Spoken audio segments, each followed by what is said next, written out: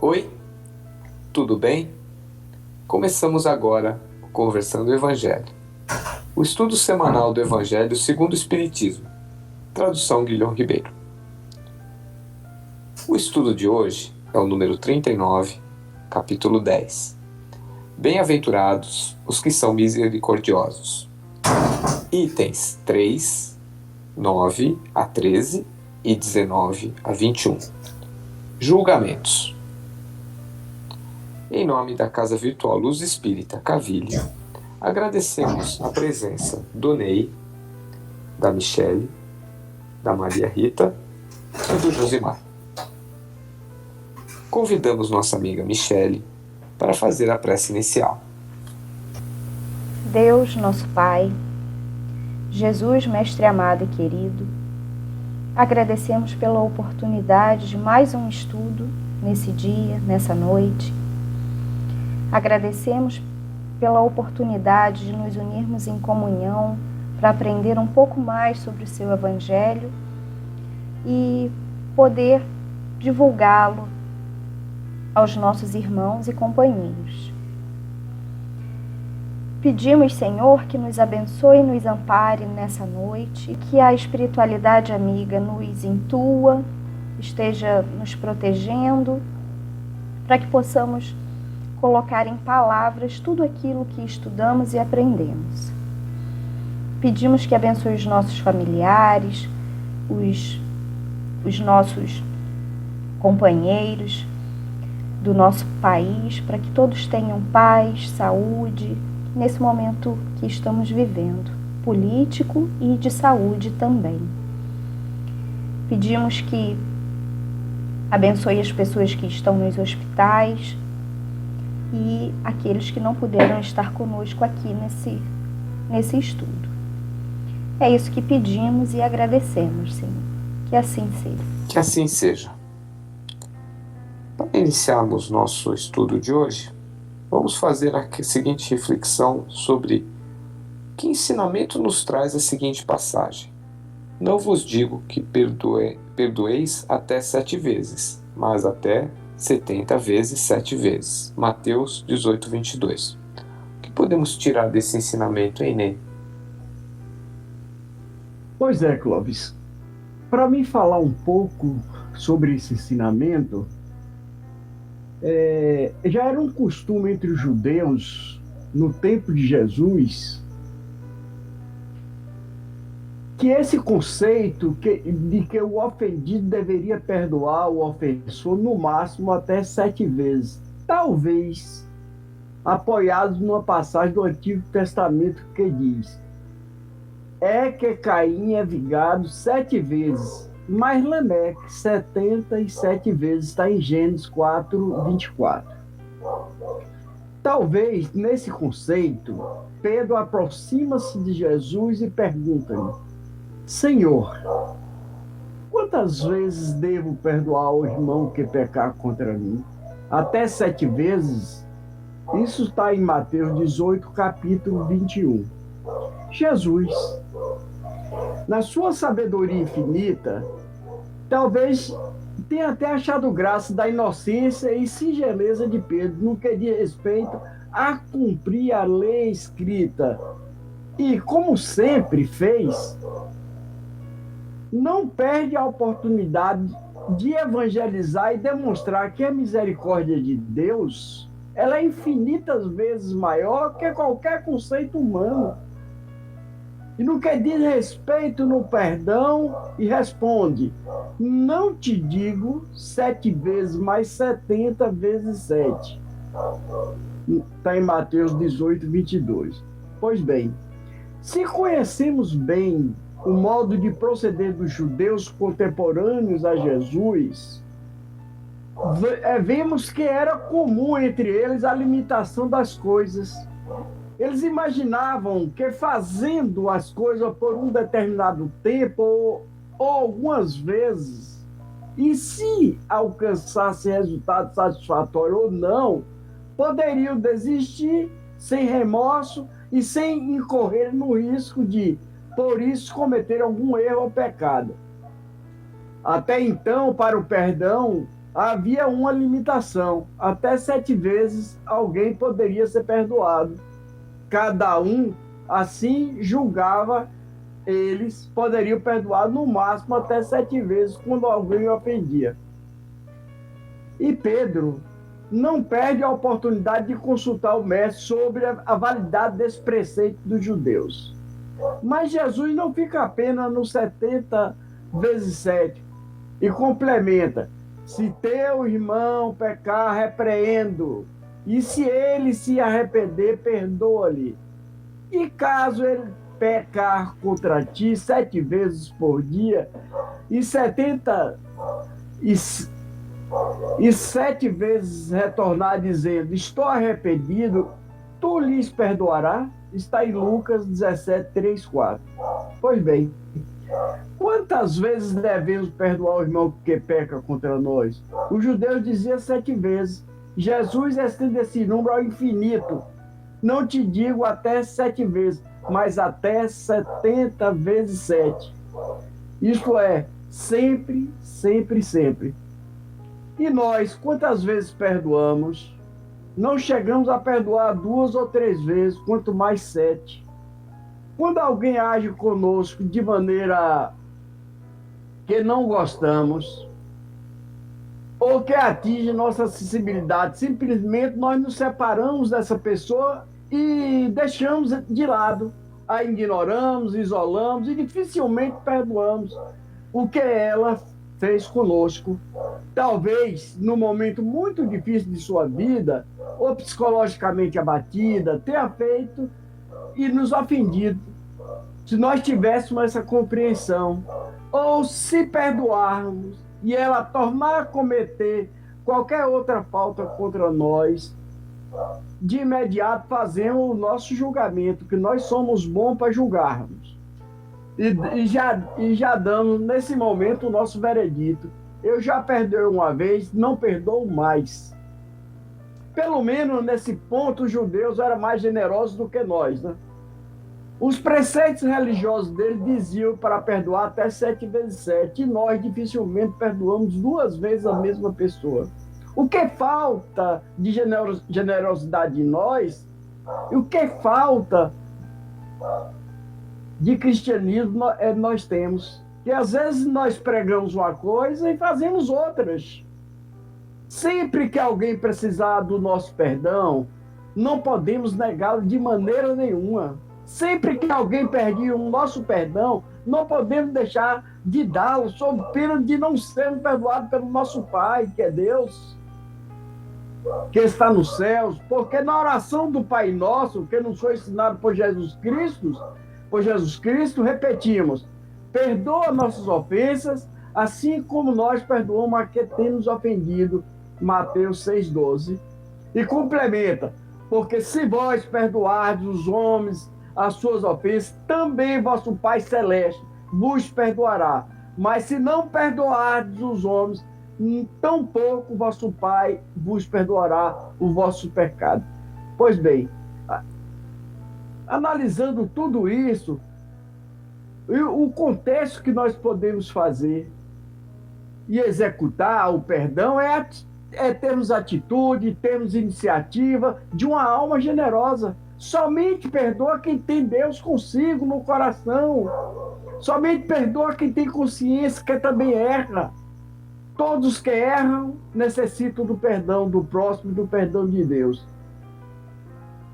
Jesus levou tão a sério os seus ensinamentos sobre o perdão que antes de dar o último suspiro na cruz, ainda teve força para se dirigir ao Pai. E no último esforço, perdoou todos aqueles que tanto mal lhe haviam causado, tirando-lhe a própria vida de maneira mais cruel e possível. Pai, perdoa-lhes, não sabe o que fazem. Está em Lucas 23, 34. Nós vemos aí a importância do perdão. E, continuando no nosso estudo, qual o principal obstáculo para o nosso progresso espiritual e moral? E por quê, hein, Michele? A resposta para essa pergunta está lá no Livro dos Espíritos, e a gente sabe, porque é algo que a gente enfrenta todos os dias, é o egoísmo e o orgulho. O egoísmo, ele nos impede de progredir moralmente e espiritualmente, consequentemente, né? A Terra tem recebido muitos espíritos evoluídos intelectualmente, mas o progresso intelectual, ele vem antes do progresso moral. Então, a gente escuta muito as pessoas dizerem: nossa, as crianças de hoje são mais inteligentes, olha como fulano é inteligente. Não significa que esse progresso intelectual desse espírito reencarnado na Terra significa que ele é evoluído moralmente. Não, pelo contrário. Ter o intelecto avançado, evoluído, não significa ser bom. A gente precisa diferenciar isso. O progresso intelectual do moral e do espiritual. O progresso moral, ele acontece a partir do momento que a gente se preocupa com a reforma íntima e pratica, né, todos os dias buscamos melhorar as nossas atitudes, os nossos sentimentos. E o egoísmo é o que mais nos impede de evoluir, porque ser egoísta não significa só uma pessoa que não divide as coisas. O egoísta, ele é aquele que quer ser mais do que os outros, o que é pior muitas vezes do que aquele que não quer dividir, porque essas pessoas que são extremamente egoístas, né, a esse ponto, elas não querem ver o sucesso, a felicidade de ninguém e buscam destruí-las. Então, isso impede o desenvolvimento moral do indivíduo. E, infelizmente, vai atrapalhar o desenvolvimento espiritual, porque nós somos espíritos e nós evoluímos como? Reencarnando, passando pelas provas que nós temos aqui na Terra, para subir cada reencarnação um degrauzinho. Então, o grande obstáculo para essa evolução moral e espiritual somos nós mesmos, são as nossas mais inclinações. Como o Ney disse brilhantemente sobre o perdão, a gente deveria perdoar a todos, mas muitas vezes a gente não perdoa nem duas vezes, porque a gente se acha no direito de eu não vou te perdoar, e por que eu não vou perdoar? Porque a gente se acha melhor do que o outro. Se fôssemos mais humildes, a gente conseguiria perdoar. É claro que não é fácil se livrar dessas más inclinações, do egoísmo, do orgulho, da vaidade, da raiva, da mágoa, mas é um exercício que, buscando autoconhecimento, praticando os ensinamentos do Cristo, a gente vai evoluir. Ninguém vai dormir hoje e acordar amanhã, nossa, hoje eu sou um espírito melhor do que ontem só porque eu decidi ser. Não, a gente vai passar por experiências, nós vamos ter que vivenciar situações que nós teremos que perdoar, teremos que ser pacientes, teremos que colocar o orgulho e o egoísmo de lado, e aí sim, é um exercício diário que nós devemos nos convidar todos os dias a praticar.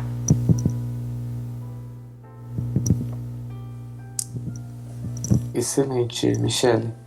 E o que é julgar? E como devemos apontar um erro do nosso irmão, hein, Maria Rita?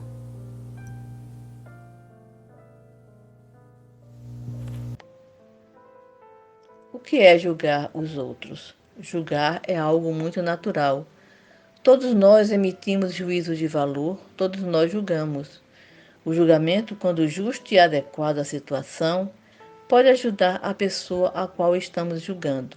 Entretanto, na grande maioria das vezes, julgamos sem ter domínio suficiente das causas e circunstâncias que induziram a pessoa a fazer algo, objeto do nosso julgamento.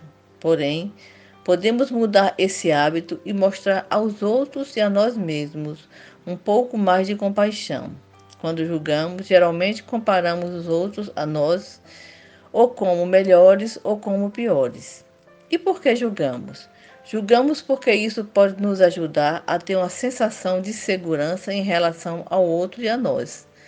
Com isso, procuramos controlar a situação, fazendo ingerências de como os outros deviam se portar.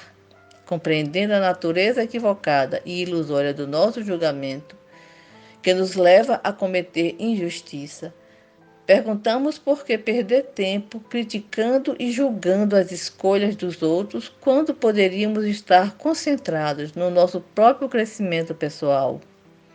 Ao nos dar conta de que estamos julgando sem conhecimento de causa, poderemos adotar uma atitude de mudança e parar de julgar a forma de ser e estar de cada um.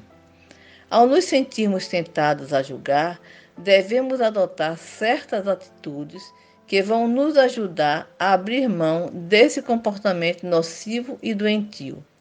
Geralmente nós julgamos as pessoas como uma forma de nos auto-justificar, de mostrar que o outro erra tanto e até mais do que nós mesmos. Por outro lado, julgamos quando estamos infelizes, estressados, distantes da nossa essência divina, de modo que todo e qualquer julgamento emitido nestas circunstâncias estão carregados de emoções que nos impedem de enxergar com clareza a situação. Antes de todo e qualquer julgamento, devemos ter plena consciência de que as pessoas têm motivos que desconhecemos e que as levam a agir de uma determinada maneira. Por mais estranho que possa ser o seu comportamento, tem sempre uma ou várias razões para ele. Geralmente, quando estamos julgando alguém, estamos também esquecidos dos nossos próprios erros e defeitos. Somos rápidos para julgar, mas tardio para compreender e perdoar. Em relação a isso, Jesus em Mateus 7, 3 e 4 nos questiona da seguinte maneira: por que reparas tu o cisco do olho do teu irmão, mas não percebes a viga que está no teu olho próprio? E como podes dizer a teu irmão: permite-me remover o cisco do teu olho, quando há uma viga no teu? Uma coisa é certa: não podemos nos fazer de juiz dos nossos semelhantes, a não ser nos casos em que somos instituídos para tal, como fazem os juízes de direito, e assim mesmo usar do princípio da justiça ao emitir o julgamento. Caso não tenhamos sido instituídos para fazer o julgamento, melhor será nos abstermos de julgar para não cairmos em erros e equívocos. Em Mateus 7, 1 e 2, Jesus nos adverte: não julgueis e não sereis julgados, pois o mesmo julgamento com que julgardes os outros servirá para vós, e a mesma medida que usardes para os outros servirá para vós. O justo juiz instituído por Deus é a nossa própria consciência. A nossa consciência se ressente ao praticarmos qualquer ato contra quem quer que seja, e ela mesma procura nos mostrar o erro e, em seguida, a forma de repará-lo. Geralmente, devido à nossa ignorância de quem somos e para onde caminhamos, nos anestesiamos e não temos a real percepção do nosso erro. Entretanto, a vida não pode ser enganada e, mais dia menos dia, a nossa consciência nos cobrará o devido reajuste.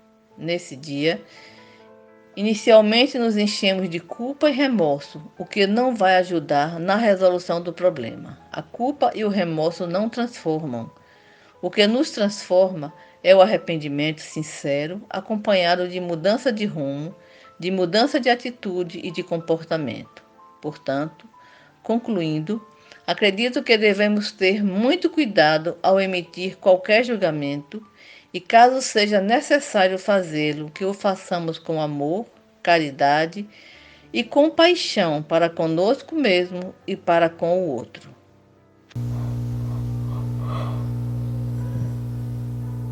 Muito bem colocado, Maria Rita. E o que é trazer luz para as nossas sombras, vícios, defeitos, hein, Josimar? Então, meus irmãos, o que é trazer luz para as nossas sombras, né? Bem, antes de abordar esse assunto, eu gostaria só de complementar também a colocação do Ney e da nossa irmã Michele, né? A questão do perdão, né? Na verdade, como falou a Michele, né? Se nós fôssemos realmente humildes, né? Nós realmente não precisaríamos perdoar, né? Porque, na verdade, o perdão é uma demonstração, né?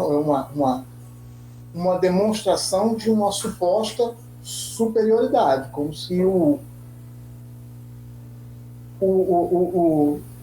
ofensor, né? Aquele que, porventura, tenha ofendido a mim, dependesse do meu perdão para que prosseguisse em sua caminhada, né? Na verdade, o perdão ele é uma demonstração de... Aliás, não seria uma demonstração de humildade, né? E sim de exaltação, né? Então, continuando, né, a pergunta, com o que é trazer luz para as nossas sombras, eu, pensando nesse questionamento, observei que a sombra ela não se propaga na escuridão, né? Porque a escuridão é mais densa do que a sombra. A sombra só existe quando estamos expostos à luz. Então, a sombra, ela é repercutida em nós mesmos. Quando nós estamos expostos à luz, nós podemos produzir a sombra. No contexto do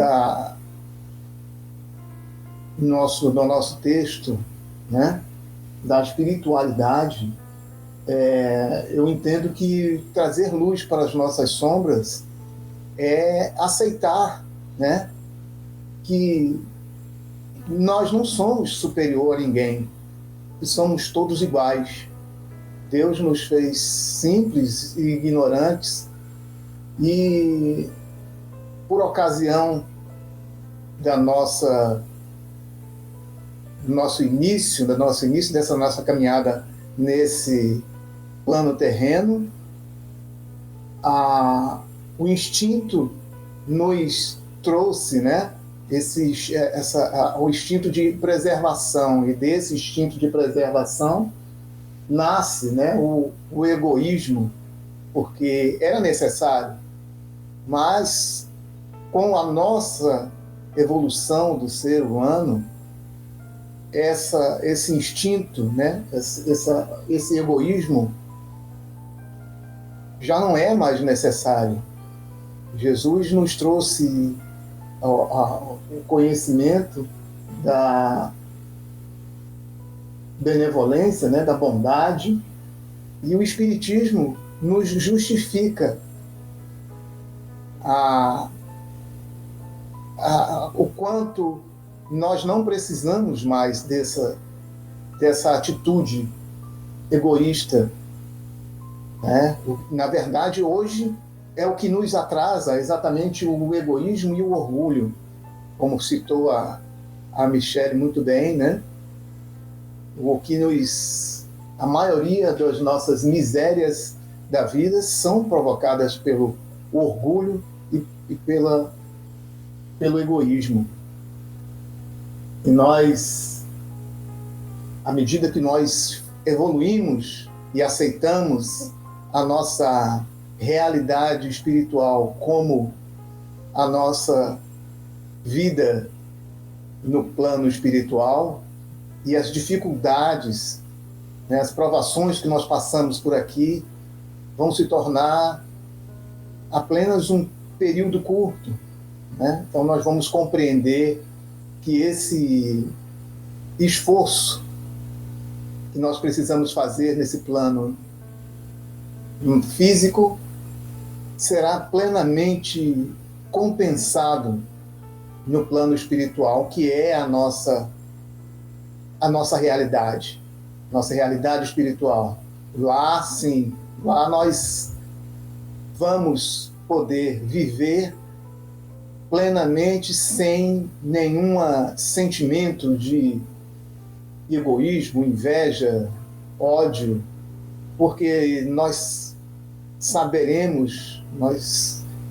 teremos conhecimento de que o nosso progresso só depende de nós mesmos e não de tentar ofuscar ou atrair tudo aquilo que pode trazer meu conforto, né, para meu benefício próprio. Então, é assim que eu entendo essa questão de você trazer luz para as nossas sombras. Muito bem.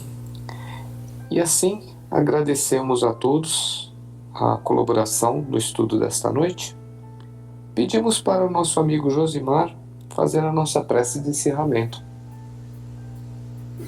Bem, meus irmãos, então vamos, aproveitando essa aura de harmonia que impera nesse momento, e vamos agradecer aos nossos mentores espirituais, nossos anjos da guarda, a Jesus que nos permitiu esse momento, que nós consigamos sair vitoriosos nessa batalha contra as nossas tendências primitivas, né? Que nós possamos caminhar a cada dia, a cada minuto, no progresso, na busca desse progresso espiritual.